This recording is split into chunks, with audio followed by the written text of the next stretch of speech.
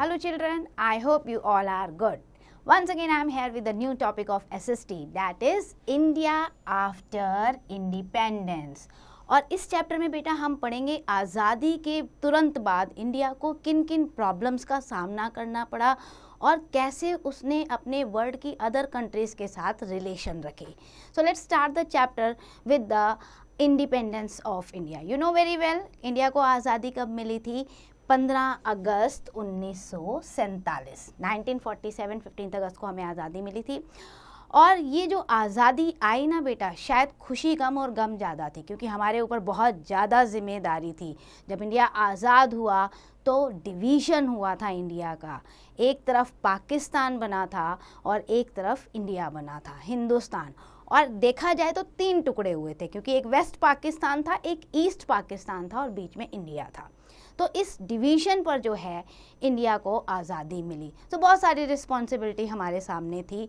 हमारे सामने ये सबसे बड़ा मुद्दा ये था कि हमें देश को एक स्ट्रॉन्ग, डेमोक्रेटिक और प्रॉस्पेरस कंट्री बनाना है. इवन जो आपके जवाहरलाल नेहरू थे, first prime minister of India, उन्होंने भी अपनी इनॉग्रल स्पीच में ये बोला था कि बहुत सालों से हम गुलाम रहे हैं, हमारी डेस्टिनी जो थी उसको हमने बदला है, अपनी किस्मत को बदला है, और आज ये समय आ गया है जब आधी रात को भारत आज़ाद हो रहा है, जब पूरी दुनिया सो रही है और हम गुलामी की जंजीरों को तोड़कर आज़ाद हो रहे हैं. तो हमारा ये फ़र्ज़ बनता है कि हम शपथ लें कि आने वाले समय में भारत एक स्ट्रॉन्ग नेशन बनकर आएगा, एक यूनाइटेड नेशन बनकर आएगा, बहुत अच्छा मजबूत देश. सो इंडिया के सामने क्या क्या प्रॉब्लम्स आई थी जब भारत आज़ाद हुआ? तो बेटा स्ट्रॉन्ग नेशन तो बनाना ही था, लेकिन इसके अलावा बहुत अलग किस्म की प्रॉब्लम हमारे सामने आई. सबसे पहली जो प्रॉब्लम थी that was rehabilitations of refugee. When I am talking about rehabilitation of refugee ना, तो इसका मतलब ये था बेटा, जब भारत का डिवीज़न हुआ तो जो पाकिस्तान से कुछ लोग जो इंडिया आना चाहते थे वो इंडिया ट्रांसफ़र हो रहे थे, और इंडिया से लोग पाकिस्तान जाना चाह रहे थे, क्योंकि ज़मीनें के तो टुकड़े हो गए थे. तो वो अपनी अपनी फैमिली के साथ अपने चूज़ किए हुए देश में शिफ्ट हो रहे थे. अभी क्या था कि जब वो अपनी ज़मीन छोड़ रहे हैं, मजबूरी में ही सही, तो अब वो दूसरे देश में जाके कहाँ रहेंगे? प्रॉब्लम ये भी तो है ना, आप कई सालों से एक जगह पे रह रहे हो और अचानक क्या हुआ, टुकड़ा हो गया और ये हिस्सा उधर चला गया. अब आपको छोड़ के दूसरे देश में आना है तो आप कहाँ जाके रहेंगे? वहाँ की सरकार आपको कैसे ट्रीट करेगी? अब वो 2 देश बन चुके थे, तो जो इतने सारे रिफ्यूजी पाकिस्तान से आए उनको कहाँ बसाया जाए? रिहैबिलिटेशन का मतलब होता है दोबारा बसाना, पुनर्वास. तो उन्हें कहाँ बसाया जाए? उनकी इतनी सारी प्रॉब्लम, डिमांड्स, फूड्स एक्सेट्रा, ये सब कैसे फुलफ़िल होगी? और जब ये डिवीज़न हुआ ना बेटा, ये कम्युनल लाइन पे हुआ था, धर्म के नाम पे हुआ था, और इसलिए बहुत ज़्यादा वायलेंस को भी झेला था इंडिया ने. बहुत सारे लोग मारे गए थे, ब्लड शेड हो गया था चारों तरफ. सो ये एक सबसे बड़ी प्रॉब्लम थी सरकार के सामने कि रिहैबिलिटेशन कैसे किया जाए, फूड कैसे प्रोवाइड कराया जाए, एम्प्लॉयमेंट कैसे लोगों को दी जाए, क्योंकि इतने सारे लोग एक साथ जगह जगह तंबू लगाए गए, टेंट लगाए गए, टेम्परेरी शेल्टर्स बनाए गए इनको रखने के लिए.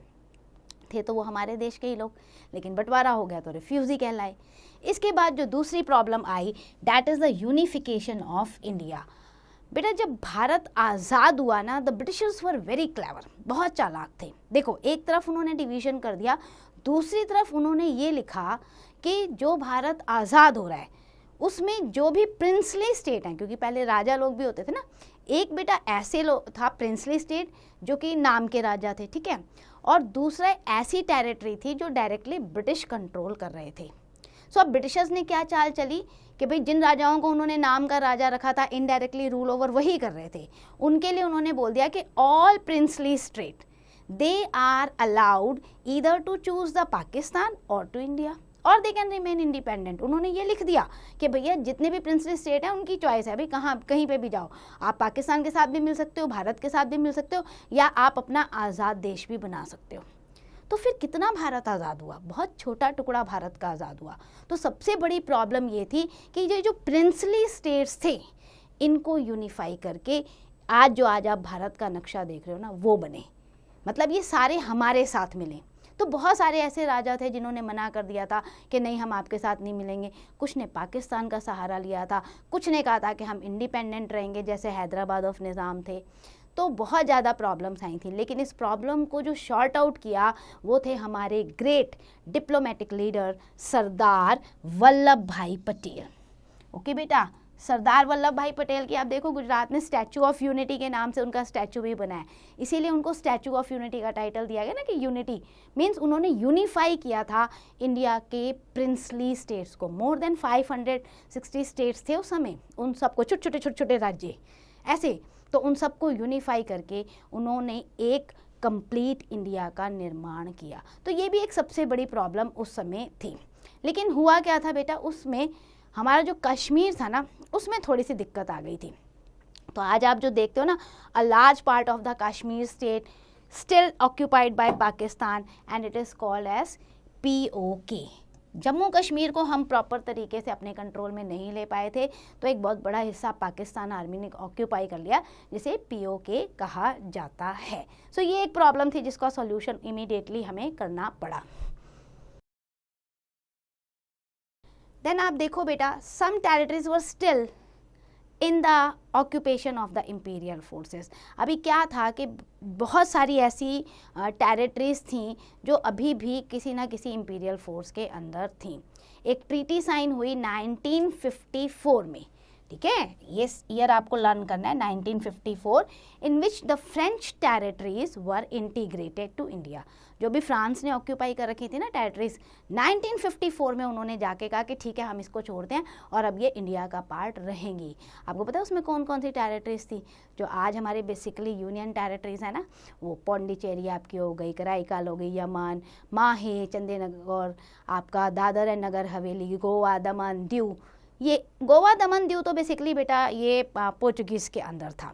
तो कहने का मतलब ये है कि 1947 में कंप्लीट इंडिपेंडेंस नहीं आई थी, क्योंकि कुछ फ्रांस के पास भी था और कुछ पोर्चुगीज़ के पास भी था। तो फ्रांस ने तो 1954 में हमें दे दिया, और उसके बाद पोर्चुगीज़ के साथ भी जो है हमारा थोड़ा सा एग्रीमेंट हुआ, एंड देन हमारे पास ये स्टेट्स आए। एयरफोर्स इन दिसंबर 1961, जो आपका ये देखते हो ना, ये जो गोवा, दमन और दीव, ये 3 स्टेट्स आपको याद रखने हैं। गोवा हमारा स्टेट है, दमन दीव टुडे ये यूनियन टेरिटरी है इंडिया की। ये इंडिया के पास कब आई थी? After the joint operation of Indian army and Indian air force in December 1961। मतलब यहाँ पे देखो हमें एयरफोर्स और आर्मी को भी यूज़ करना पड़ा, तब जाके आज का ये भारत बन पाया है। Just check the knowledge window बेटा। सरदार वल्लभ भाई Patel, due to his contribution in the unification of India, that why with an iron hand, he is also known as Iron Man of India. तो sometimes ये question 1 mark में आता है, who is known as Iron Man of India, so you have to write Sardar Vallabh भाई पटेल। अच्छा, ये 2 problem के बाद rehabilitation and unification of India. Third जो हमारे सामने टास्क था सबसे बड़ा, फ्रेमिंग द कॉन्स्टिट्यूशन।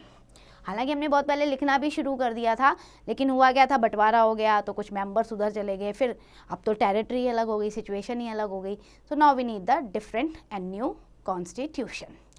अब कॉन्स्टिट्यूशन क्या है, आपने पढ़ा था कैबिनेट मिशन 1946 में जो आया था, it agreed to set up a constituent assembly. उसमें एक आता ठीक है आप लोग अपनी कॉन्स्टिट्यूएंट असेंबली बना लो और अपना कॉन्स्टिट्यूशन फ्रेम करना शुरू कर दो। सो एक ड्राफ्टिंग कमेटी बनाई गई थी। ड्राफ्ट मतलब ओवरऑल जो बताएगा ना कि एक्चुअल में कॉन्स्टिट्यूशन में कौन कौन से मेन आइडियल होने चाहिए।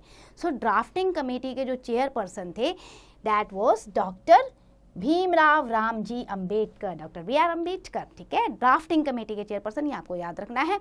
उसके बाद जो है हमारी जो कॉन्स्टिट्यूशन ऑफ इंडिया, उसने फिर कॉन्स्टिट्यूएंट असेंबली बनी, फिर हमने जो है करीबन 3 साल आप कह सकते हो, उसमें हमने अपना कॉन्स्टिट्यूशन फ्रेम किया। और बेटा आप लोगों को पता है कि ये हमारा संविधान, हमारा जो कॉन्स्टिट्यूशन था वो 26 नवंबर 1949 को बनकर तैयार हो गया। तो यू कैन से कि India adopted it's constitution on 26 November 1949, but हमने इम्प्लीमेंट नहीं किया था, ये फोर्स में नहीं आया था। It came into force on 26 जनवरी 1950। तो ये दोनों डेट आपको याद रखनी है, बना था नवंबर में और लागू हुआ, इम्प्लीमेंट हुआ 26 जनवरी 1950 को। और इस डे को हम कैसे सेलिब्रेट करते हैं? As a republic day of India. So constitution of India embodies the ideals. कौन से आइडियल्स हमारे कॉन्स्टिट्यूशन ने हमें दिए हैं? डेमोक्रेसी, सिक्युलरिज्म, जहाँ धर्म के नाम पे कोई भी भेदभाव नहीं होगा, सोशलिज्म, समाजवाद, economic and social justice and overall equality. तो बहुत प्यारे प्यारे आइडियल्स पे बेस है हमारा संविधान। And it is the supreme law of the land, all other laws have to be made as per its spirit. अगर कोई भी कानून देश के लिए हम फ्रेम करेंगे सो इन आइडियल्स को ध्यान में रखकर ही फ्रेम करेंगे। अब इसके बाद आती है हमारा नेक्स्ट टास्क जो था, that was reorganisation of the states. States कैसे फॉर्म होंगे, क्योंकि जब इंडिया आज़ाद हुआ so we were divided into many provinces, और प्रोविंसेस कैसे थे with regard to the characteristics feature of a region as well as the linguistic basis. क्योंकि जो उस समय स्टेट थे और जो भारत में आज आपको स्टेट देख रहे हैं बिल्कुल डिफरेंट थे बेटा। जैसे आपका उत्तर प्रदेश यूनाइटेड प्रोविंसेस कहलाता था, थोड़ा बड़ा था आज के मुकाबले में, ठीक है। तो उस समय के प्रोविंसेस यानी कि जो राज्य थे, स्टेट्स थे, वो अलग थे। आज़ादी के बाद ये क्वेश्चन आया कि हमने किस बेस पे स्टेट क्रिएट करने हैं और यूनियन टेरिटरीज क्रिएट करनी है। तो स्टार्टिंग में ये कहा गया कि एक एक्सपेरिमेंट करते हैं, लिंग्विस्टिक बेस पे करते हैं, क्योंकि रिलीजन के बेस पे तो नहीं कर सकते, ऑलरेडी डिवीजन हो चुका है इंडिया का, ठीक है। तो अब ये डिसाइड किया कि एक एक्सपेरिमेंट तौर पे देखते हैं, अगर ये सक्सेसफुल रहा तो इसी बेस पे और हम स्टेट्स क्रिएट करेंगे। सो लिंग्विस्टिक बेस पे स्टार्ट हुए और धीरे धीरे now you are having these numbers of the state in India and union territory. तो आपकी बुक में आपको स्टेट्स एंड कैपिटल इस चैप्टर में गिवन है। अब इसके बाद आप देखो बेटा, यूनियन टेरिटरीज जो आपको गिवन है they are directly under the control of the central government, और आपकी जो न्यू दिल्ली है the capital of India, that is also the national capital union territory of India. अब हम चलते हैं नेक्स्ट टास्क पे, that was the economic and industrial development. ये भी एक बहुत बड़ी प्रॉब्लम थी उस समय, क्योंकि जब ब्रिटिशर्स गए they left nothing, no resources, no industry, nothing was there. अब कैसे इंडिया की इकॉनमी को बढ़ाया जाए और इंडस्ट्रीज़ को डेवलप किया जाए, तो इसके लिए लाए गए 5 ईयर प्लान, ठीक है। 5 ईयर प्लान पहले जो था प्लानिंग कमीशन के अंडर आता था। प्लानिंग कमीशन के जो चेयरपर्सन होते हैं बेटा वो आपके प्राइम मिनिस्टर होते हैं। अभी रिसेंटली इसका नेम चेंज करके प्लानिंग कमीशन का नीति आयोग रख दिया गया है। सो प्लानिंग कमीशन यानी कि नीति आयोग जो है वो 5 ईयर प्लान लेकर आता है, जिसमें स्टेप दिए होते हैं कि हमने इन 5 सालों में, क्योंकि कोई भी गवर्नमेंट जो आती है इंडिया में सेंट्रल गवर्नमेंट वो 5 ईयर के लिए होती है, हमने कौन कौन से प्रोजेक्ट लॉन्च करने हैं, कैसी हमने पॉलिसी बनानी है जिससे ज़्यादा से ज़्यादा हमें बेनिफिट मिल सके। सो इस तरीके की पॉलिसी लेकर आए थे उस समय भी। Long term plans have helped our country to make a great progress. Now India enjoys a leading position in the community of nation. अगर आप नेशंस की कम्युनिटी में देखते हो तो आज के समय में इंडिया लीडर की तरह एक्ट कर रहा है।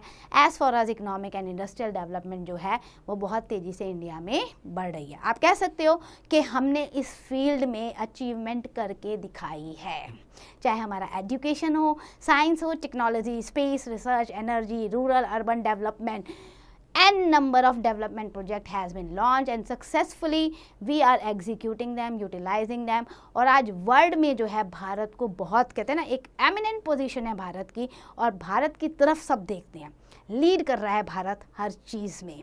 सो India's achievement on the social front too are massive. अगर आप सोशल फ्रंट पे देखोगे तो सोशल एंड इकोनॉमिक जस्टिस जो है हमने इंडिया को प्रोवाइड किया है। मतलब वर्ल्ड में सब लोग कहते हैं कि सबसे ज़्यादा फ्रीडम जो है इंडिया के लोग इंजॉय करते हैं, यहाँ इक्वालिटी है, जस्टिस है, और इवन हमने बहुत कोशिश की है पॉवर्टी को, इलिटरेसी को इरेडिकेट करने की। अच्छी अच्छी पॉलिसीज़ आई हैं, सुटेबल्स लॉज बने हैं लोगों के लिए, जिससे समाज में फैली हुई बुराइयों को दूर किया जा सके। विमेन वेलफेयर काम बहुत अच्छे से हो रहा है, औरतें आज कंधे से कंधा मिला के चल रही हैं। हालांकि बहुत ज़्यादा कॉन्फ्लिक्ट भी रहे हैं, बहुत ज़्यादा प्रॉब्लम्स का भी सामना किया है, सोसाइटी कई बार डिवाइड भी हुई है कास्ट कम्युनल लाइंस पर।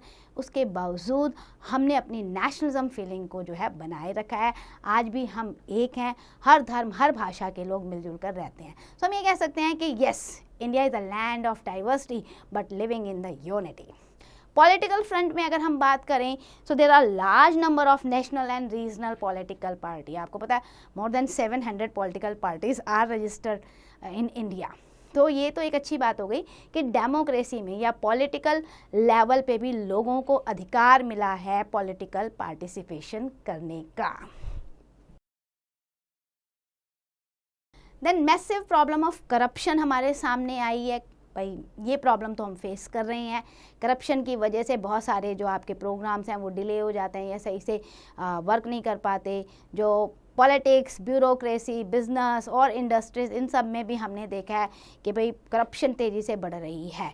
लेकिन हर चीज़ का एक पॉजिटिव पॉइंट भी होता है। हमें खुद इस करप्शन को ख़त्म करना होगा। कल्चरल फ्रंट पे देखें तो इंडिया का कल्चर जो है बहुत तेज़ी से आगे बढ़ रहा है। We are promoting our films, our cultural programmes, art, painting, architecture. दूर दूर से लोग इंडिया में आते हैं इसको सीखने के लिए, समझने के लिए, फील करने के लिए। तो ओवरऑल हम कह सकते हैं कि इन सब फील्ड में day by day with the passage of time India is doing very well. बहुत अच्छे से हम आगे बढ़ रहे हैं, तरक्की कर रहे हैं। तो ये तो टास्क थे, इमीडिएट टास्क जो आज़ादी के बाद हमें परफॉर्म करने थे, करने पड़े और कर रहे हैं अच्छे से और आगे बढ़ रहे हैं। अब बात हम करते हैं इंडिया की आज़ादी के बाद दूसरे देशों के साथ कैसे रिलेशन थे। क्योंकि बेटा जब तक आसपास के देशों से आप अच्छे रिलेशन नहीं बना पाओगे तब तक जो है डेवलपमेंट मुश्किल हो जाती है। और हमारी प्रॉब्लम ये है कि हमारे जो नेबरिंग स्टेट्स हैं वो हमसे खुश नहीं हैं। हमेशा कुछ ना कुछ अटैक करते रहते हैं, कभी चाइना, कभी पाकिस्तान, कभी श्रीलंका, है ना। तो ये हमारे नेबरिंग स्टेट्स हैं। तो हमारा रिलेशन कैसा बनता गया और कैसा है इसके बारे में हम डिस्कस करते हैं। सबसे पहले हम चलते हैं इंडिया और यूएस का रिलेशन देखें। So after the disintegration of USSR, United states of Soviet Russia, USSR को कहते हैं बेटा, क्या था कि वो कमिंग टुगेदर फेडरेशन था। बहुत सारे देश जो हैं उसके साथ आके जुड़े थे और बाद में 1992 में इसका डिसइंटीग्रेट हो गया। तो हमें अब अकेला रशिया रह गया। जो राज्य, जो देश उसके साथ जुड़े थे ना, वो अलग हो गए उससे। तो जब रशिया अकेला रह गया, यूएसएसआर डिसइंटीग्रेट हो गया, तो यूएस एक बहुत बड़ी पावर के रूप में वर्ल्ड में उभर कर आया। Now it has strength to dominate the world also. आज भी आप देखो हर जगह अमेरिका अमेरिका चलता रहता है ना। इंडिया ने क्या किया? India maintains the good trade, economic, political, military, cultural relation with the US. हमने अमेरिका को अपना एक फ्रेंड बना दिया, एक अच्छा दोस्त बना लिया और उसके साथ हमने एक अच्छा रिलेशन रखा। Now days India and the US bilateral relation have developed into the global strategic partnership. दुनिया देखती है कि भाई इंडिया का यूएस के साथ बहुत अच्छी पार्टनरशिप चल रही है हर फील्ड में और हर ग्लोबल इश्यूज़ पे भी। इंडिया और यूएस के बाद हम चलते हैं इंडिया और रशिया की बात करें।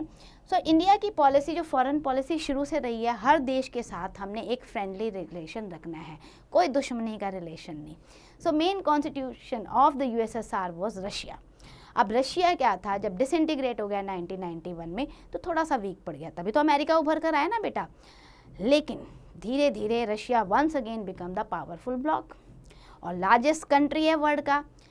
इंडिया ने इसके साथ कोऑपरेशन किया और इंडिया ने इसके साथ एक ऐसा रिलेशन, अच्छा रिलेशन रखा जो क्वाइट लॉन्ग एंड लार्ज है। आज भी हम जो है रशिया के साथ एक अच्छे रिलेशन को महसूस करते हैं, अच्छी ट्रीटी, अच्छे एग्रीमेंट साइन करते हैं। इंडिया और रशिया ने फ्रेंडशिप ट्रीटीज साइन की हैं। They are cooperating with each other, चाहे वो इंडस्ट्री का मैटर हो, चाहे वो ट्रेड का मैटर हो, चाहे मिलिट्री हो, स्पेस हो, हर मैटर में रशिया हमेशा हमारे साथ खड़ा रहता है और इंडिया भी रशिया का साथ देता है। अब बात करते हैं इंडिया और पाकिस्तान की।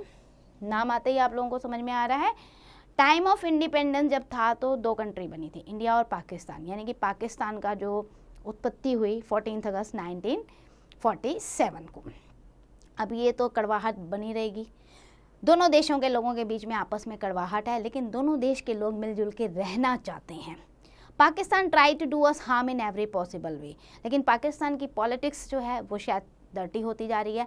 हर वक्त वो कोशिश करते हैं भारत का कोई ना कोई हिस्सा वो हमसे छीन ले, हर पॉसिबल वे से वो हम पे प्रॉब्लम करते हैं। कभी आतंकवादी अटैक हो रहे हैं ना, टेररिस्ट अटैक करते हैं, जम्मू कश्मीर को खींचने की कोशिश करते हैं और बार बार पाकिस्तान ये कहता है कि जम्मू कश्मीर उनका है, इंडिया का नहीं है। तो इस तरीके की प्रॉब्लम आती जा रही है।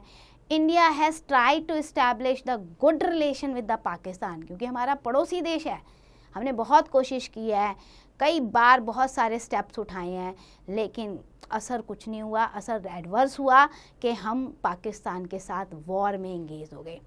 India and Pakistan have fought 3 war, 1965, 1971 and 2001। यानी 1919 में जो आपकी कारगिल 99 में हुई थी ना कारगिल वॉर, वो 3 बार हम लड़ाई लड़ चुके हैं। बीच में उन्होंने देखो अभी पुलवामा अटैक भी करवाया था, उसके बाद हमने उरी अटैक किया, मतलब कभी उधर से कभी इधर से। सो आप ये कह सकते हो कि इंडिया का पाकिस्तान के साथ बहुत अच्छा रिलेशन नहीं है जो होना चाहिए। अब हम इंडिया और चाइना की तरफ देखते हैं। इंडिया और चाइना को देखोगे तो शुरू से चाइना ने जो है एक नारा दिया था, हिंदी चीनी भाई भाई। बड़ा अच्छा नारा लग रहा है, लेकिन भाई के ही गले में चाकू फेरा है इन्होंने, क्योंकि स्टार्टिंग में ही जब कहते हैं ना, जब इंडिया आज़ाद हुआ तो 1962 में चाइना ने अटैक कर दिया अचानक। हमें चाइना के साथ भी वॉर फेस करनी पड़ी है, जबकि इंडिया और चाइना का ओल्डेस्ट सिविलाइजेशन का रिलेशन रहा है। चाइना से बहुत बड़े ट्रैवलर्स जो हैं, फाइयान, ह्यून सैंग, आप हिस्ट्री में पढ़ चुके हो, वो इंडिया विजिट करने आए, बुद्धिज़्म को उन्होंने सीखा, यहाँ से बहुत सारी किताबें लेके गए। हमारा भी सिल्क रूट के थ्रू उनके साथ ट्रेड रिलेशन अच्छा था। बावजूद उसके 1962 की वॉर चाइना ने की हमारे साथ, जिसमें हमारी हार भी हुई। बहुत सारी टेरिटरी जो है चाइना ने हमसे छीन ली थी, इस लड़ाई में ऑक्यूपाई कर ली थी। The 2 countries are trying to strengthen relation in trade and industrial field. हालांकि बीच में रिलेशन कुछ सही हुए, व्यापार को लेकर हुए, इंडस्ट्रीज़ को लेकर हुए, जॉइंट वेंचर भी कमिंग अप आया, हमने उनके लिए भी ट्रेड में बहुत ज़्यादा रिलैक्सेशन भी दिया। रिलेशन कहने को बहुत ज़्यादा अच्छे नहीं हैं अच्छे हैं, लेकिन अभी भी कड़वाहट बनी हुई है। कभी ना कभी मतलब चाइना भी कोशिश करता है, कभी डोकलाम बॉर्डर, कभी कहीं से लेह से लद्दाख से कि भैया ये हिस्सा मेरा है, कोशिश उसकी भी लगी रहती है कि इंडिया के कुछ टेरिटरीज़ को ऑक्यूपाई किया जाए। So not a good, very good relation. India and Nepal की बात करते हैं बेटा। नेपाल लैंडलॉक कंट्री है। लैंडलॉक मतलब नेपाल के आसपास बेटा समुद्र नहीं है, ये आपको पता होना चाहिए, ठीक है। और ये आप देखते हो ना इंडिया के मैप में आपको दिखता है नेपाल, वहाँ पे इंडिया और चाइना के बीच में आपको नज़र आएगा। तो नेपाल है, मोनार्की थी पहले, अभी डेमोक्रेसी आ गई है एंड रिपब्लिक आ गई है। Post of king has been abolished, नहीं तो पहले राजा ही होते थे वहाँ पे। इंडिया नेपाल को बहुत सारे मामलों में जो है असिस्ट करता है, हेल्प करता है, इकोनॉमिक डेवलपमेंट में हेल्प करता है।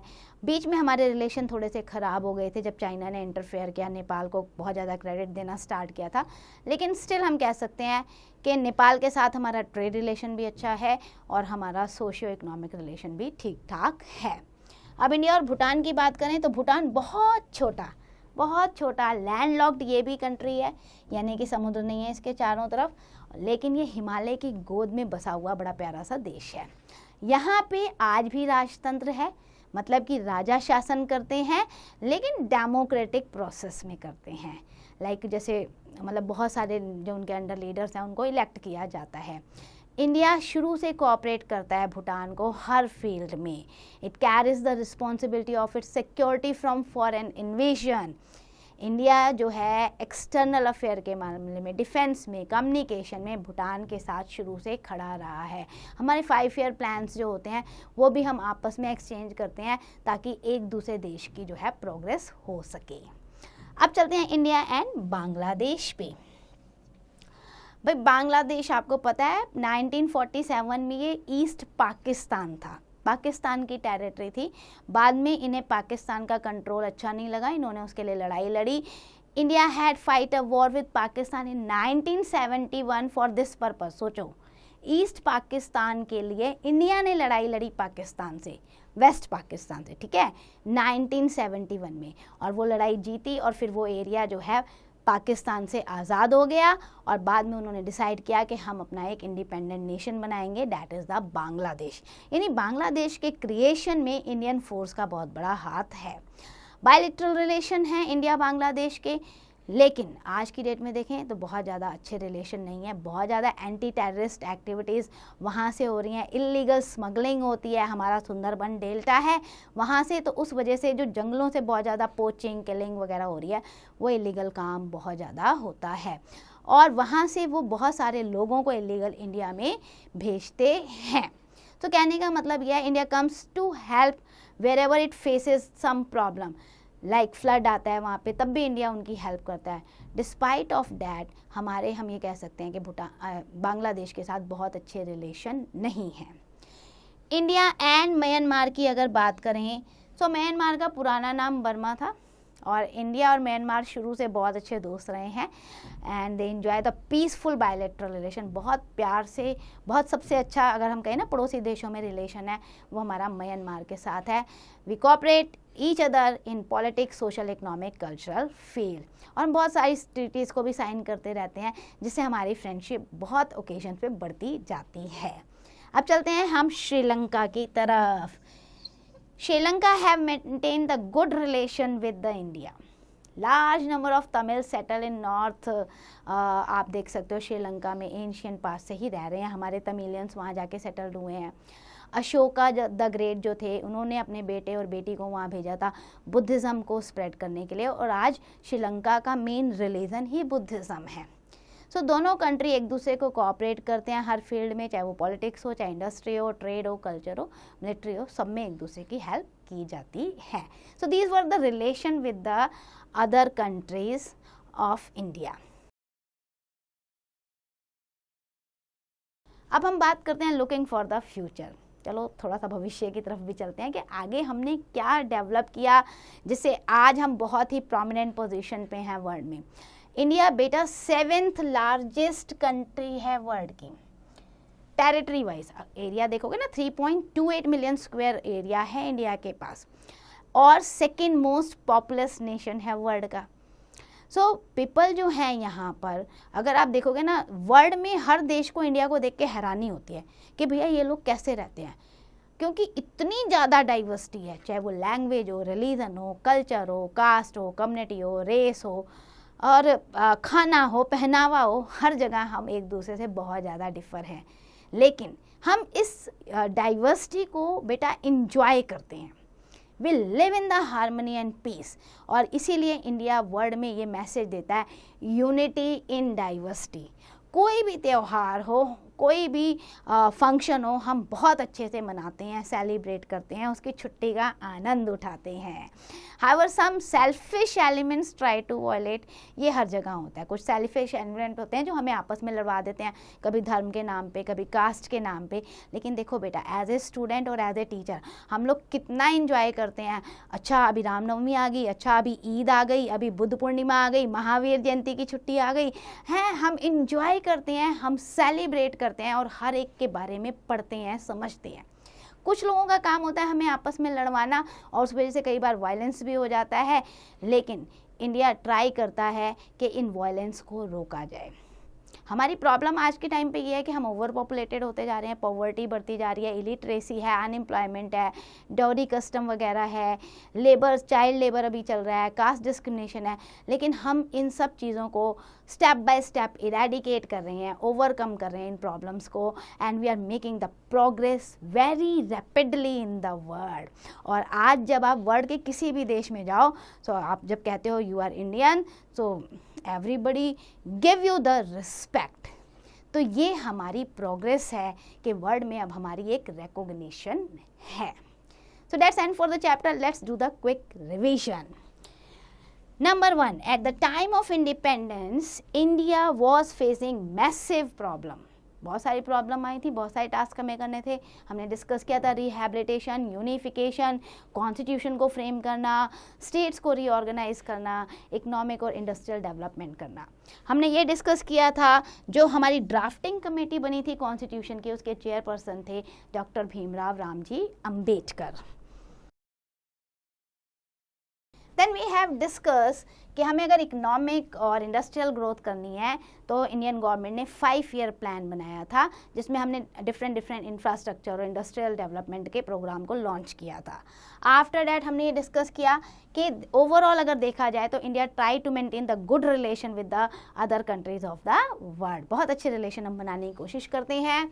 फिर हमने ये भी बताया कि इंडिया में बहुत सारी प्रॉब्लम्स भी हैं, लेकिन हम उसका सॉल्यूशन भी आसानी से ढूंढते हैं और gradually we are on the way of developed country, बहुत जल्दी हम डेवलप्ड कंट्री में काउंट होंगे। So that's end for the chapter. I hope you understand. Now it's your turn, do the exercise carefully.